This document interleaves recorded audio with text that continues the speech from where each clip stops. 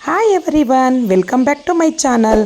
So friends, ನಾನು ಇವತ್ತು PDO ಸಂಬಂಧಪಟ್ಟಂತಹ ಕಡ್ಡಾಯ ಕನ್ನಡ ಪರೀಕ್ಷೆಯಲ್ಲಿ ಟಿಪ್ಪಣಿ ಅಥವಾ ಪ್ರಬಂಧ ಶುರು ಮಾಡಬೇಕಾದ್ರೆ ಒಂದು 4ರಿಂದ 5 ಲೈನು ಯಾವ ರೀತಿ ಅರ್ಥಬದ್ಧವಾಗಿ ಬರಿಬೇಕು, ಅದನ್ನು ಮೇಯ್ನಾಗಿ ಬರೆದ್ರೆ ಉಳಿದಂತಹ ಕೆಲವೊಂದು ಲೈನ್ಗಳನ್ನ ನಾವು ಹೇಗೆ ಬೇಕಾದರೂ ಬರಿಬೋದು. ಆದರೆ 4-5 ಲೈನು ವೆರಿ ಇಂಪಾರ್ಟೆಂಟು.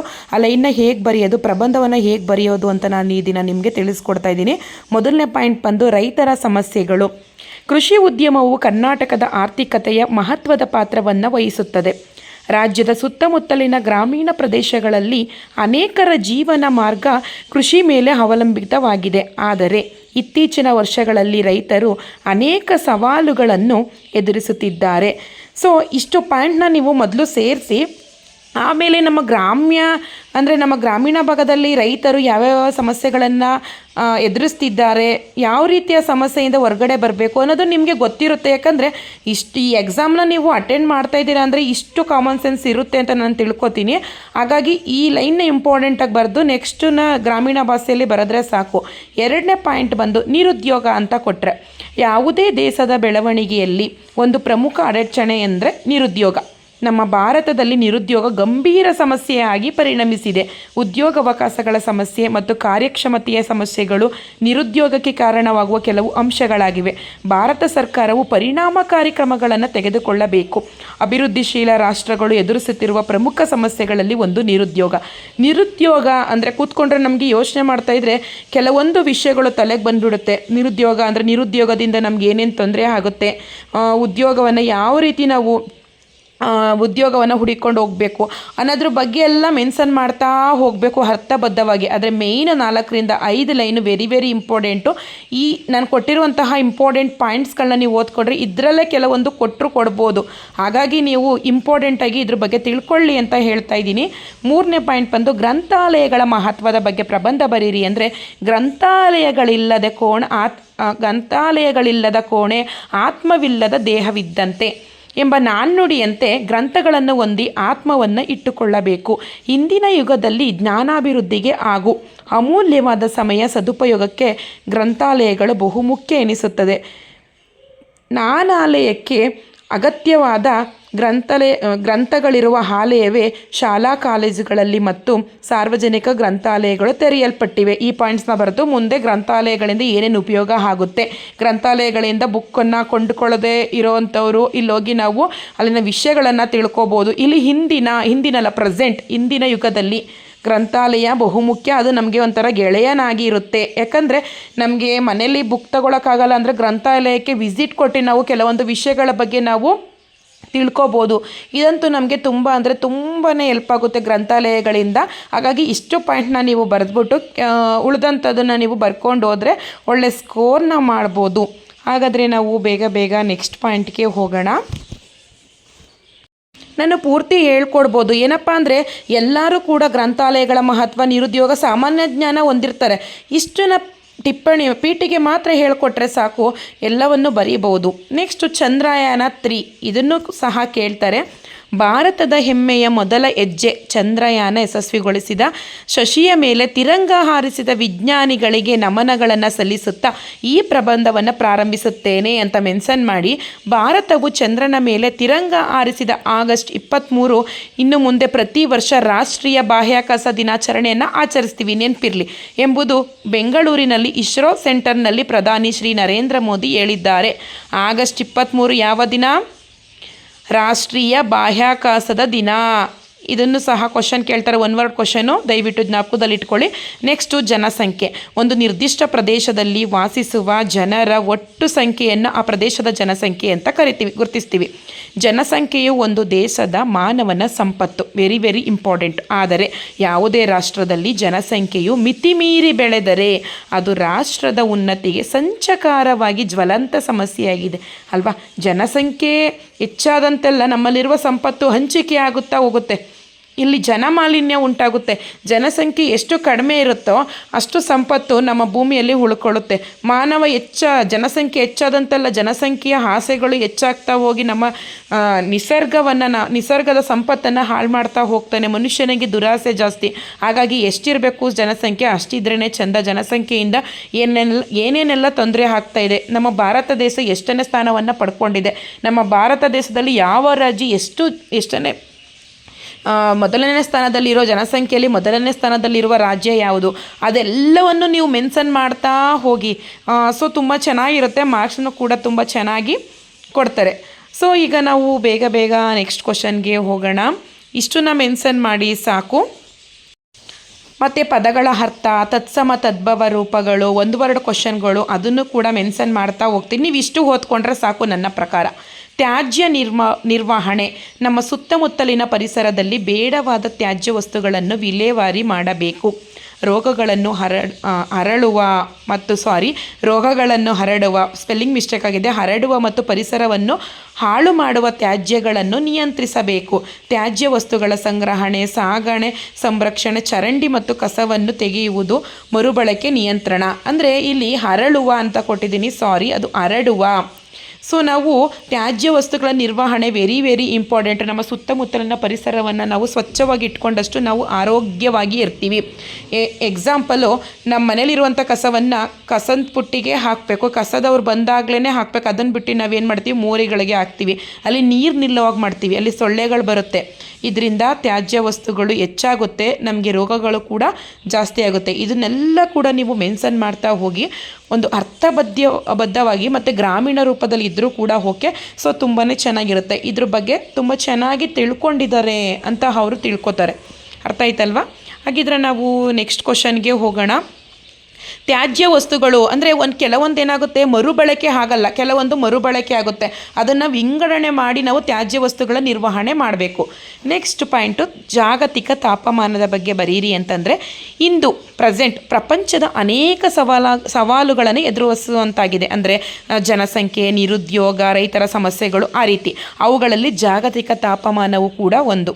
ಇಂದು ಜಗತ್ತಿನಲ್ಲಿ ಹಗಲಿನ ಉಷ್ಣಾಂಶ ಕ್ರಮೇಣ ದಶಕದಿಂದ ದಶಕಕ್ಕೆ ಏರುತ್ತಿದೆ. ನಿಮಗೆ ಗೊತ್ತಿರ್ಬೋದು, ಉಷ್ಣಾಂಶ ಜಾಸ್ತಿಯಾಗಿದೆ ಎಂದು ಅಂಕಿಅಂಶಗಳ ಶಾಸ್ತ್ರಜ್ಞರು ವಿಶ್ವಕ್ಕೆ ಸಾರಿ ಹೇಳ್ತಾನೆ ಇದ್ದಾರೆ. ಇದರಿಂದ ಮುಂದೆ ಉಂಟಾಗಬಹುದಾದಂತಹ ಪರಿಹರಿಸೋಕ್ಕೆ ಆಗಲ್ಲ ಅಂಥ ತೊಂದರೆಗಳನ್ನು ಎದುರಿಸಬೇಕಾಗುತ್ತೆ. ಹಾಗಾಗಿ ಇದ್ರ ಬಗ್ಗೆ ಗಮನ ಕೊಡಿ ಅಂತ ವಿಜ್ಞಾನಿಗಳು ಹೇಳ್ತಾನೇ ಇದ್ದಾರೆ.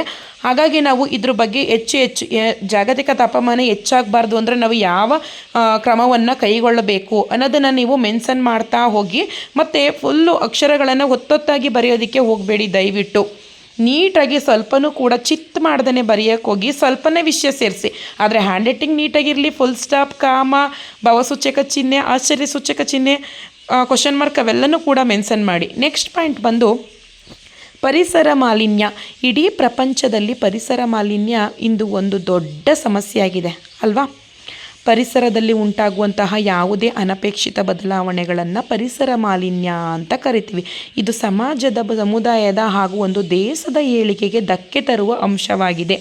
ಪರಿಸರ ಮಾಲಿನ್ಯಕ್ಕೆ ಪ್ರಕೃತಿ ಹಾಗೂ ಮನುಷ್ಯನ ಹಲವು ಚಟುವಟಿಕೆಗಳು ಕಾರಣವಾಗಿದ್ದು, ಇಂದು ಇದರ ಪರಿಣಾಮವಾಗಿ ಅನೇಕ ಸಮಸ್ಯೆಗಳನ್ನು ಎದುರಿಸ್ತಾ ಇದ್ದೀವಿ.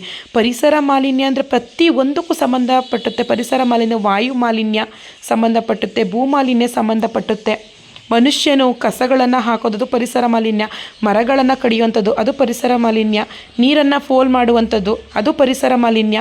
ಎಲ್ಲವೂ ಕೂಡ ಪರಿಸರ ಮಾಲಿನ್ಯಕ್ಕೆ ಸಂಬಂಧಪಟ್ಟದ್ದು. ಎಲ್ಲ ಪಾಯಿಂಟ್ಸ್ಗಳನ್ನು ನೀವು ಮೆನ್ಷನ್ ಮಾಡ್ತಾ ಹೋಗಬೇಕು. ಪರಿಸರ ಮಾಲಿನ್ಯ ಅಂದರೆ ನಾವು ಯಾವ ವಸ್ತುಗಳನ್ನು ಎಷ್ಟು ಉಪಯೋಗಿಸ್ಬೇಕೋ ಅಷ್ಟನ್ನೇ ನಾವು ಉಪಯೋಗಿಸ್ಕೊಳ್ಬೇಕು. ಅದನ್ನು ಬಿಟ್ಟು ನಾವು ದುರುಪಯೋಗ ಪಡಿಸ್ಕೊತೀವಿ ಪ್ರತಿಯೊಂದನ್ನು. ಅದರಿಂದನೇ ಪರಿಸರ ಮಾಲಿನ್ಯ ಹೆಚ್ಚಾಗಿ ನಾವು ಇವತ್ತು ನಮ್ಮ ಭೂಮಿ ಅಂತ್ಯಕ್ಕೆ ಬಂದಿರೋದು ಇದೇ ಮೇನ್ ಕಾರಣ. ಪರಿಸರ ಮಾಲಿನ್ಯದಿಂದ ಓಝೋನ್ ಪದರ ಶಿಥಿಲಗೊಂಡಿದೆ. ಅದನ್ನು ಕೂಡ ನೀವು ಮೆನ್ಷನ್ ಮಾಡ್ತಾ ಹೋಗಿ ಒಳ್ಳೊಳ್ಳೆ ಪಾಯಿಂಟ್ಸ್ಗಳನ್ನ ಕಾಮ ಹಾಕೋದು ಮತ್ತು ಭಾವಸೂಚಕ ಚಿಹ್ನೆ ಹಾಕೋದು ಆ ರೀತಿ ಮೆನ್ಷನ್ ಮಾಡ್ತಾ ಹೋಗಿ. ಸೊ ಒಂದು ಒಳ್ಳೆ ಸ್ಕೋರ್ ಮಾಡ್ಬೋದು. ಕೋವಿಡ್-19 ಅಂದರೆ ವಿಶ್ವದಲ್ಲೇ ನಿಮಗೆ ಗೊತ್ತಿರ್ಬೋದು ಫ್ರೆಂಡ್ಸ್, ಮೊದಲ ಬಾರಿಗೆ ಕ್ರಿಸ್ತಶಕ 2019 ಡಿಸೆಂಬರ್ನಲ್ಲಿ ಚೀನಾ ದೇಶದ ವುಹಾನ್ ನಗರದಲ್ಲಿ ಮಹಾಮಾರಿ ಕರೋನಾ ಎನ್ನುವ ಸೋಂಕು ರೋಗ ಪತ್ತೆಯಾಗುತ್ತೆ. ಇಡೀ ವಿಶ್ವವನ್ನೇ ಅದು ತಲ್ಲಣಗೊಳಿಸುತ್ತೆ. ಪ್ರಪಂಚದಾದ್ಯಂತ ಕೋಟ್ಯಾಂತರ ಜನರು ಮಹಾಮಾರಿ ಕೊರೋನಾ ಸಾಂಕ್ರಾಮಿಕ ರೋಗದಿಂದ ಬಳಲ್ತಾರೆ. ಲಕ್ಷಾಂತರ ಜನರು ದುರ್ಮರಣಕ್ಕೂ ಕೂಡ ಈಡಾಗ್ತಾರೆ. ಪ್ರಪಂಚದ ಎಲ್ಲ ದೇಶಗಳು ಜನರನ್ನು ಮಹಾಮಾರಿ ಕೊರೋನಾದಿಂದ ರಕ್ಷಿಸಲು ಲಾಕ್ಡೌನ್ ಘೋಷಣೆ ಮಾಡುತ್ತೆ. ಇದರಿಂದ ಕೋಟ್ಯಾಂತರ ಜನರು ಉದ್ಯೋಗವನ್ನು ಕಳ್ಕೊಳ್ತಾರೆ. ಉದ್ಯೋಗಗಳು ನಷ್ಟದಿಂದ ಮುಚ್ಚಲ್ಪಡುತ್ತೆ. ಸೊ ಫ್ರೆಂಡ್ಸ್, ನಾವು 2019ರಿಂದ ಇತ್ತೀಚೆಗೆ 2 ವರ್ಷದಿಂದ ನಾವು ರಿಲೀಫ್ ಆಗಿರೋದು ತುಂಬ ಎದುರಿಸ್ಬಿಟ್ಬಿಟ್ಟು ಎಂತೆಂಥ ಉದ್ಯೋಗ ಕಳ್ಕೊಂಡು ಎಷ್ಟು ಕೋಟ್ಯಾಧಿಪತಿನೂ ಕೂಡ ಈ ಕರೋನಾದಿಂದ ಮುಕ್ತ ಆಗೋಕ್ಕಾಗಲೇ ಇಲ್ಲ. ಅವನು ಸಾವನ್ನು ಎದುರಿಸಲೇಬೇಕಿತ್ತು. ಇಲ್ಲಿ ಬಡವ ಶ್ರೀಮಂತ ಅನ್ನೋದು ಭೇದ ಭಾವನೆ ನೋಡಿಲ್ಲ. ಇದನ್ನೆಲ್ಲನೂ ಕೂಡ ಮೆನ್ಷನ್ ಮಾಡ್ತಾ ಹೋಗಬೇಕು. ಈ ಕರೋನಾ ಅನ್ನೋ ಕಾಯಿಲೆ ಬರೋದಕ್ಕೂ ಕೂಡ ನಮ್ಮ ಮಾನವನೇ ಕಾರಣ. ಸೊ ಯಾರೂ ಅಲ್ಲ, ಮಾನವ ನಮ್ಮ ಸಂಪತ್ತನ್ನು ಎಷ್ಟು ಬಳಕೆ ಮಾಡಬೇಕು ಅಷ್ಟನ್ನು ಮಾತ್ರ ಬಳಕೆ ಮಾಡಬೇಕು. ಮತ್ತು ನಮ್ಮ ಸಂಪತ್ತನ್ನು ದುರುಪಯೋಗ ಪಡಿಸ್ಕೋಬಾರ್ದು, ದುರಾಸೆ ಇರಬಾರ್ದು. ಆ ಪಾಯಿಂಟ್ಗಳನ್ನ ನೀವು ಮೆನ್ಷನ್ ಮಾಡಿ. ಸೊ ಕರೋನಾ ಅಂದ ತಕ್ಷಣ ನಿಮಗೆಲ್ಲ ನೆನಪಿಗೆ ಬರುತ್ತೆ ಕೋವಿಡ್-19 ಮತ್ತು ಇದಕ್ಕೆ ಯಾವ್ಯಾವ ಇಂಜೆಕ್ಷನ್ನ ಹಾಕಿದ್ರು ಅದನ್ನು ಕೂಡ ಮೆನ್ಷನ್ ಮಾಡ್ತಾ ಹೋಗಿ. ನೆಕ್ಸ್ಟ್ ಪಾಯಿಂಟ್, ಗ್ರಾಮ ಸ್ವರಾಜ್ಯ PDOಗೆ ಸಂಬಂಧಪಟ್ಟಿದ್ದು ನೋಡ್ಕೊಳ್ಳಿ. ಗ್ರಾಮ ಸ್ವರಾಜ್ಯ ಎಂದರೆ ಗ್ರಾಮಗಳೇ ಸ್ವಯಂ ಆಡಳಿತ ಕೇಂದ್ರಗಳಾಗಿ ಕಾರ್ಯನಿರ್ವಹಿಸಿ ತಮ್ಮ ಗ್ರಾಮದ ಅಭಿವೃದ್ಧಿಗೆ ಬೇಕಾದ ಕಾರ್ಯವನ್ನು ಸ್ವತಃ ಗ್ರಾಮಸ್ಥರೇ ನಿರ್ಧಾರ ಕೈಗೊಳ್ಳುವ ಒಂದು ಸ್ಥಳೀಯ ಆಡಳಿತ ಸಂಸ್ಥೆ. ಗ್ರಾಮ ಸ್ವರಾಜ್ಯದ ಕಲ್ಪನೆಗೆ ಹೆಚ್ಚು ಮಹತ್ವವನ್ನು ನೀಡಿದವರು ಗಾಂಧೀಜಿ ಅಲ್ವಾ. ಗ್ರಾಮ ಸ್ವರಾಜ್ಯ, ಗ್ರಾಮಗಳ ಅಭಿವೃದ್ಧಿಯೇ ಭಾರತದ ಅಭಿವೃದ್ಧಿ ಎಂಬುದು ಗಾಂಧೀಜಿಯವರ ನಂಬಿಕೆಯಾಗಿತ್ತು. ಆದ್ದರಿಂದ ಅವರು ಅಧಿಕಾರ ವಿಕೇಂದ್ರೀಕರಣದ ಕಡೆಗೆ ಹೆಚ್ಚು ಗಮನ ಹರಿಸಿದರು. ಮೊದಲು ನಾವು ಬೇರೆಯವ್ರನ್ನ ಉದ್ಧಾರ ಮಾಡೋದಲ್ಲ, ಮೊದಲು ನಾವು ಉದ್ಧಾರ ಆಗಬೇಕು, ಆಮೇಲೆ ನಮ್ಮನೆ ಉದ್ಧಾರ ಮಾಡಬೇಕು, ಆಮೇಲೆ ನಮ್ಮೂರು, ಆಮೇಲೆ ಬೇರೆದು ಅಲ್ವಾ. ಇಲ್ಲಿ ಗಾಂಧೀಜಿಯವರು ಹೇಳ್ತಾ ಇರೋದು ಗ್ರಾಮದಿಂದಲೇ ದೇಶ ಉದ್ಧಾರ ಆಗೋದು. ಗ್ರಾಮ ಮೊದಲು ಉದ್ಧಾರ ಆಗಬೇಕು, ಅಭಿವೃದ್ಧಿ ಹೊಂದಬೇಕು. ಆಮೇಲೆ ಒಂದು ಗ್ರಾಮ ಅಲ್ಲಿ ಹಳ್ಳಿ ಜನ ಇರ್ತಾರೆ, ಮುಗ್ಧ ಜನರಿರ್ತಾರೆ. ಆ ಗ್ರಾಮ ಒಂದು ಅಭಿವೃದ್ಧಿ ಆದರೆ ಇಡೀ ದೇಶನೇ ಅಭಿವೃದ್ಧಿ ಆದಂತೆ ಅಂತ ಗಾಂಧೀಜಿಯವರೇ ಸ್ವಚ್ಛ ಭಾರತ್ ಯಾರು ಜಾರಿಗೆ ತಂದಿದ್ದು? ಮಹಾತ್ಮ ಗಾಂಧೀಜಿಯವರಲ್ವಾ. ಹಾಗಾಗಿ ಗ್ರಾಮ ಸ್ವರಾಜ್ ಬಗ್ಗೆ ನಿಮಗೆ ಎಷ್ಟು ಗೊತ್ತಿರುತ್ತೋ ಅದನ್ನೆಲ್ಲನೂ ಕೂಡ ಮೆನ್ಷನ್ ಮಾಡ್ತಾ ಹೋಗಿ. ಬಾಲಕಾರ್ಮಿಕ ಇದು ಒಂದು ಸಾಮಾಜಿಕ ಸಮಸ್ಯೆಯಾಗಿದೆ. 5ರಿಂದ 16 ವರ್ಷ ವಯಸ್ಸಿನ ಒಳಗೆ ದುಡಿಯುವಂತಹ ಮಕ್ಕಳನ್ನು ಬಾಲಕಾರ್ಮಿಕರು ಅಂತ ಕರಿತೀವಿ. ಇದು ಸಮಾಜದ, ಸಮುದಾಯದ ಹಾಗೂ ಒಂದು ದೇಶದ ಏಳಿಗೆಗೆ ಧಕ್ಕೆ ತರುವ ಅಂಶವಾಗಿದೆ. ಬಾಲಕಾರ್ಮಿಕ ಪದ್ಧತಿ ಜಾರಿಯಲ್ಲಿರುವುದಕ್ಕೆ ಸಾಮಾಜಿಕ, ಆರ್ಥಿಕ, ಶೈಕ್ಷಣಿಕ ಹಾಗೂ ಇತರೆ ಹಲವಾರು ಕಾರಣಗಳನ್ನು ಹೊಂದಿದ್ದು ಸಮಾಜದ ಮೇಲೆ ಹಲವಾರು ಪರಿಣಾಮಗಳನ್ನು ಉಂಟು ಮಾಡುತ್ತೆ. ಬಾಲಕಾರ್ಮಿಕ ಪದ್ಧತಿ. ಸೊ ಫ್ರೆಂಡ್ಸ್, ನಾನು ಫುಲ್ ಪಾಯಿಂಟ್ ಎಲ್ಲ ಹೇಳ್ಕೊಡ್ತಾ ಇಲ್ಲ. ಇಷ್ಟು ಅಂದರೆ ನಾವು ಬೆರಳು ತೋರಿಸಿದ್ರೆ ಅಂಗೈ ನುಂಗಬೇಕು, ಆ ರೀತಿ ಇರಬೇಕು ಫ್ರೆಂಡ್ಸ್. ನೀವು ಫುಲ್ಲೂ ಓದ್ಕೊಂಡು ಹೋದರೆ ಅದು ಉರಿ ಹೊಡೆದಂಗೆ ಆಗುತ್ತೆ. ಅರ್ಥ ಮಾಡ್ಕೊಂಡ್ರೆ ಸಾಕು. ಪೀಠಿಕೆ ಅನ್ನೋದು ಅರ್ಥಬದ್ಧವಾಗಿದ್ದರೆ, ವಸ್ತುಬದ್ಧವಾಗಿದ್ದರೆ ಅದನ್ನು ನಾವು ಹೆಂಗೆ ಬೇಕಂಗೆ ನಾವು ಎಕ್ಸ್ಪ್ಲೇನ್ ಮಾಡ್ತಾ ಹೋಗ್ಬೋದು. ಹಾಗಾಗಿ ನಾನು ಕೆಲವೊಂದು ಪಾಯಿಂಟ್ಸ್ ಮೇನ್ ಇಂಪಾರ್ಟೆಂಟ್ ಇದನ್ನು ಮೆನ್ಷನ್ ಮಾಡಿ ಸಾಕು. ಇನ್ನು ಡೀಟೇಲಾಗಿ ನಾವು ಬರ್ಕೊಂಡು ಹೋದರೆ ಸಾಕು, ಒಳ್ಳೆ ಮಾರ್ಕ್ಸ್ನ ನಾವು ತೆಗಿಬೋದು. ನೆಕ್ಸ್ಟ್ ಕ್ವಶನ್ ಅಲ್ಲ, ನೆಕ್ಸ್ಟ್ ಪಾಯಿಂಟ್. ಕೆಲವೊಂದು 10-15 ಪಾಯಿಂಟ್ಸ್ನ ಕೊಟ್ಟಿದ್ದೀನಿ.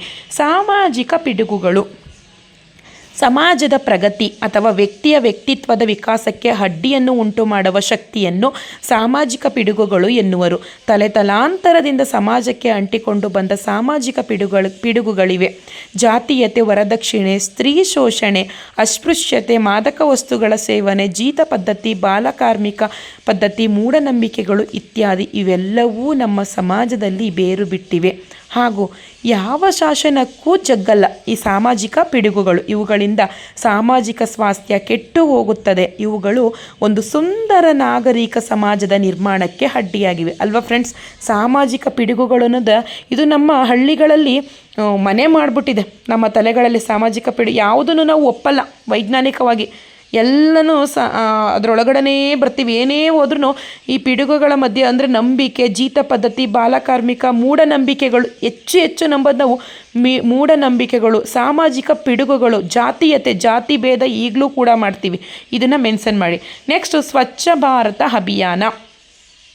ನಮ್ಮ ಆರೋಗ್ಯದ ದೃಷ್ಟಿಯಿಂದ ನಾವು ವಾಸಿಸುವ ಪರಿಸರವನ್ನು ಸ್ವಚ್ಛವಾಗಿಟ್ಟುಕೊಳ್ಳುವುದು ನಮ್ಮ ಆದ್ಯ ಕರ್ತವ್ಯವಾಗಿದೆ. ಸ್ವಚ್ಛ ಭಾರತ ಅಭಿಯಾನ ಆಲ್ರೆಡಿ ಒಂದು ಪಾಯಿಂಟ್ ಹೇಳಿದೆ ಅಲ್ವಾ, ಅದಕ್ಕೆ ಸಂಬಂಧಪಟ್ಟಿದ್ದು. ಈ ದಿಸೆಯಲ್ಲಿ ಪ್ರತಿಯೊಬ್ಬರೂ ಸ್ವಯಂ ಪ್ರೇರಿತರಾಗಿ ಸ್ವಚ್ಛತೆಯ ಕಾರ್ಯದಲ್ಲಿ ತೊಡಗಿಕೊಳ್ಳಬೇಕು. ಇದು ನಮ್ಮ ಮನೆ ಪರಿಸರದಲ್ಲಿ ಪ್ರಾರಂಭಿಸಬೇಕು. ಆಲ್ರೆಡಿ ಪಾಯಿಂಟ್ ಹೇಳ್ದೆ ನಾನು, 2ನೇ ಸಾರಿ ಹೇಳ್ತಾ ಇರೋದು. ಈ ರೀತಿಯೂ ಕೂಡ ನೀವು ಟ್ರೈ ಮಾಡಿ. ಇದು ದೇಶವ್ಯಾಪ್ತಿಯಾಗಿ ಆಗಬೇಕು. ಮನೆಯಿಂದ ದೇಶವ್ಯಾಪ್ತಿಯಾಗಿ ಆಗಬೇಕಾದ ಜಾಗೃತಿ ಕಾರ್ಯವಾದ್ದರಿಂದ ಸ್ವಚ್ಛ ಭಾರತ ಅಭಿಯಾನ ಎಂದು ಕರೆಯಲಾಗುತ್ತದೆ. ಆರೋಗ್ಯವೇ ಭಾಗ್ಯ ಎಂಬ ನಾಣ್ಣುಡಿ ನಮ್ಮಲ್ಲಿದೆ. ಉತ್ತಮ ಆರೋಗ್ಯಕ್ಕೆ ಉತ್ತಮ ಹಾಗೂ ಸ್ವಚ್ಛವಾದ ಪರಿಸರ ಅಗತ್ಯ. ಉತ್ತಮವಾದ ಆರೋಗ್ಯವನ್ನು ನಾವು ಇಟ್ಕೊಳ್ಬೇಕು ಅಂದರೆ ನಮ್ಮ ಸುತ್ತಮುತ್ತಲಿನ ಪರಿಸರವನ್ನು ನಾವು ಸ್ವಚ್ಛವಾಗಿ ಇಟ್ಕೊಳ್ಬೇಕು. ಆರೋಗ್ಯವಾದ ಆಹಾರವನ್ನು ಸೇವನೆ ಮಾಡಬೇಕು. ನಾವು ಚೆನ್ನಾಗಿದ್ದರೆ ನಮ್ಮ ಮನೆಯವ್ರು ಚೆನ್ನಾಗಿರ್ತಾರೆ, ನಮ್ಮ ಮನೆಯವ್ರು ಚೆನ್ನಾಗಿದ್ದರೆ ಊರು ಚೆನ್ನಾಗಿರುತ್ತೆ, ಊರು ಚೆನ್ನಾಗಿದ್ದರೆ ನಮ್ಮ ರಾಜ್ಯ ಚೆನ್ನಾಗಿರುತ್ತೆ, ನಮ್ಮ ರಾಜ್ಯ ಚೆನ್ನಾಗಿದ್ದರೆ ನಮ್ಮ ದೇಶ ಚೆನ್ನಾಗಿರುತ್ತೆ, ನಮ್ಮ ದೇಶ ಚೆನ್ನಾಗಿದ್ದರೆ ನಮ್ಮ ಪ್ರಪಂಚನೇ ಚೆನ್ನಾಗಿರುತ್ತೆ. ಆದರೆ ಆಸೆ ಇರಬೇಕು ಮನುಷ್ಯನಿಗೆ, ದುರಾಸೆ ಇರಬಾರ್ದು. ಏನು ಮಾಡ್ತಾನೆ, ನಾನು ಮುಂದುವರಿಬೇಕು ಅಂತ ದೊಡ್ಡ ದೊಡ್ಡ ಫ್ಯಾಕ್ಟ್ರಿಯನ್ನು ನಿರ್ಮಾಣ ಮಾಡ್ತಾನೆ. ಅಲ್ಲಿಂದ ಬರುವಂಥ ಹೊಗೆಯಿಂದ ನಮ್ಮ ಪರಿಸರನೇ ನಾಶ ಆಗುತ್ತೆ. ಫಾರ್ ಎಕ್ಸಾಂಪಲ್, ಈಗ ಫೋನಿಂದ ಓಝೋನ್ ಪದರ ಎಲ್ಲ ಹಾಳಾಗಿಲ್ವಾ? ಇದೇ ಮನುಷ್ಯನ ದುರಾಸೆ ಅಂತಲೇ ಹೇಳ್ಬೋದು. ಈಗ ನಾವು ನೆಕ್ಸ್ಟ್ ಪಾಯಿಂಟ್ಗೆ ಹೋಗೋಣ. ಸಾವಯವ ಗೊಬ್ಬರ, ಸಾವಯವ ಬೇಸಾಯ. ಇಂದು ಕೃಷಿ ಕ್ಷೇತ್ರದಲ್ಲಿ ಅನೇಕ ರೀತಿಯ ಸಂಶೋಧನೆಗಳು ನಡೆಯುತ್ತಿದೆ. ಅದು ನಿಮಗೆ ಗೊತ್ತಿರುವುದು. ಬೇಗ ಬೇಗ ಬೆಳೆ ಬೆಳಿಬೇಕು, ಹೆಚ್ಚು ಉತ್ಪಾದನೆಯನ್ನು ಮಾಡಬೇಕು. ಪಾರಂಪರಿಕ ಕೃಷಿ ಪದ್ಧತಿ ಹಾಗೂ ವೈಜ್ಞಾನಿಕ ಕೃಷಿ ಪದ್ಧತಿಗಳ ಸಾಧಕ ಬಾಧಕಗಳ ಬಗ್ಗೆ ಕೃಷಿ ವಿಜ್ಞಾನಿಗಳು ಚರ್ಚೆ ನಡೆಸ್ತಾನೇ ಇದ್ದಾರೆ. ಹೊಸ ಹೊಸ ಪ್ರಯೋಗಗಳು ನಡೀತಾನೇ ಇದೆ. ಇದರ ಫಲ ಸ್ವರೂಪವಾಗಿ ಬಂದಿರುವುದೇ ಸಾವಯವ ಕೃಷಿ ಪದ್ಧತಿ. ಬೆಳೆಯ ಆವರ್ತನೆ, ಹಸಿರು ಗೊಬ್ಬರ, ಮಿಶ್ರ ಗೊಬ್ಬರ, ಜೈವಿಕ ಕೀಟಗಳ ನಿಯಂತ್ರಣವನ್ನು ಅವಲಂಬಿತಗೊಂಡಿರುವುದೇ ಸಾವಯವ ಕೃಷಿ. ಸೊ ಫ್ರೆಂಡ್ಸ್, ಇಷ್ಟು ಪಾಯಿಂಟು ನಿಮಗೆ ಅರ್ಥ ಆಗಿದೆ ಅಂತ ತಿಳ್ಕೊತೀನಿ. ಇಷ್ಟು ನಾ ಮೆನ್ಷನ್ ಮಾಡಿ, ಇನ್ನೂ ಕೆಲವೊಂದು ಪಾಯಿಂಟ್ಸ್ ಬೇಕು ಅಂದರೆ ನೀವು ಮೆಸೇಜ್ ಮಾಡಿ, ಅಂದರೆ ಕಾಮೆಂಟ್ ಮಾಡಿ. ನಾನು ಕೆಲವೊಂದು 10-15 ಪಾಯಿಂಟ್ಸ್ಗಳನ್ನ ನಾನು ನಿಮಗೆ ಹೇಳ್ಕೊಟ್ಟಿದ್ದೀನಿ, ಕೆಲವೊಂದು ವಿಷಯಗಳನ್ನ. ಈ ರೀತಿ ಕೊಟ್ಟಾಗ 4ರಿಂದ ನಮಗೆ ಒಂದು ಟ್ರಿಕ್ಸ್ ಹೇಳ್ತೀನಿ, 4ರಿಂದ 5 ಲೈನು ಅರ್ಥಬದ್ಧವಾಗಿ ಬರೀರಿ. PETಕೆನೇ ಮೇಯ್ನ್ ಇಂಪಾರ್ಟೆಂಟು, ಆಯ್ತಲ್ವಾ? ಲಾಸ್ಟಲ್ಲಿ ಕನ್ಕ್ಲೂಸನು ಅಷ್ಟೇ. ನೀವು ಮೇಯ್ನ್ ಇಂಪಾರ್ಟೆಂಟ್ ಲಾಸ್ಟಲ್ಲಿ ಎಂಡ್ ಮಾಡಬೇಕಾದ್ರೂ ಚೆನ್ನಾಗಿರಲಿ, ಮೊದಲು ಸ್ಟಾರ್ಟ್ ಮಾಡಬೇಕಾದ್ರೂ ಚೆನ್ನಾಗಿರಲಿ. ಮಧ್ಯೆ ನೀವು ಗ್ರಾಮ್ಯ ರೂಪದಲ್ಲಿ ಇದಕ್ಕೆ ಸಂಬಂಧಪಟ್ಟ ಯಾವುದೇ ಪಾಯಿಂಟನ್ನು ನೀವು ಸೇರಿಸಿದ್ರೂ ಕೂಡ ನೋ ಪ್ರಾಬ್ಲಮ್, ಏನೂ ಆಗಲ್ಲ. ಸೊ ಈ ಇದರಲ್ಲಿ ಸಿಲೆಬಸ್ಸಲ್ಲಿ ಇರುವಂಥ ಕೆಲವೊಂದು ಪಾಯಿಂಟ್ಸ್ಗಳನ್ನ ನಾನು ವೀಡಿಯೋದಲ್ಲಿ ಹಾಕ್ತಾ ಹೋಗ್ತೀನಿ. ತತ್ಸಮ ಪದ ರೂಪಗಳು, 1 ವರ್ಡ್ ಕ್ವಶನ್ಗಳು, ಅರ್ಥ, ಪದಗಳ ಅರ್ಥ ಎಲ್ಲವನ್ನೂ ಕೂಡ ಹಾಕ್ತೀನಿ. ಅಷ್ಟನ್ನು ಓದ್ಕೊಂಡ್ರೆ ಸಾಕು, ಈಸಿಯಾಗಿ ನಾವು ಎಕ್ಸಾಮ್ನ ನೀವು ಪಾಸ್ ಮಾಡ್ಬೋದು ಅಂತ ಹೇಳ್ತಾ ನಾನು ಈ ವಿಡಿಯೋನ ಎಂಡ್ ಮಾಡ್ತೀನಿ. ಓಕೆ ಫ್ರೆಂಡ್ಸ್, ನೆಕ್ಸ್ಟ್ ವಿಡಿಯೋದಲ್ಲಿ ಸಿಗೋಣ. ಇಷ್ಟು ಪಾಯಿಂಟ್ಸ್ಗಳನ್ನ ನೀವು ಈಸಿಯಾಗಿ ಅರ್ಥ ಮಾಡ್ಕೊಳ್ಳಿ. ಉರಿ ಅಂತೂ ಹೊಡೆಯೋಕ್ಕೆ ಹೋಗಬೇಡಿ, ಕಷ್ಟ ಅಂತೂ ಪಡಕ್ಕೆ ಹೋಗಬೇಡಿ. ಓಕೆ ಫ್ರೆಂಡ್ಸ್, ಬಾಯ್.